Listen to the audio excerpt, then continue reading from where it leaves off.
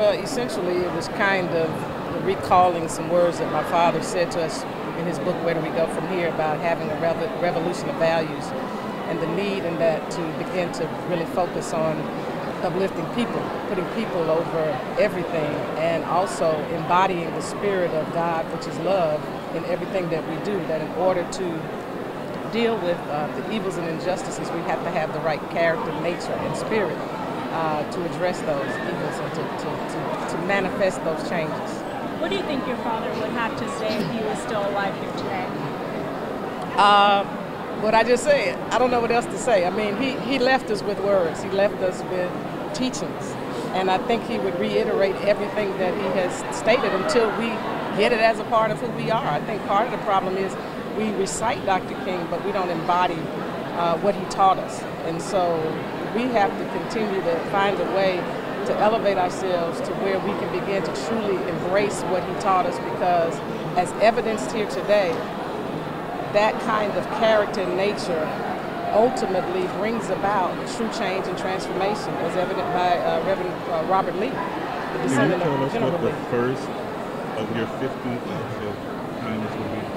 The first of mine? I'm not sure yet. I haven't thought about it.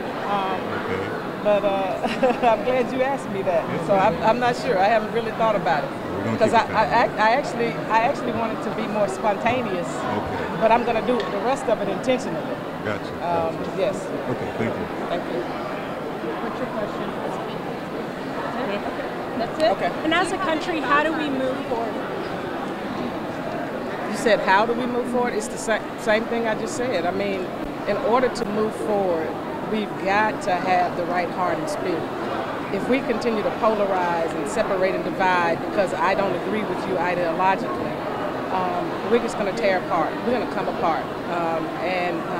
That's not God's intention for us in the earth. His intention is for us to live out of that spirit person that he created us to be and manifest. So when we understand our true identity and walk in that and live in that and operate in that, and we can transform some of the past that we've come out of, because those systems come down by people.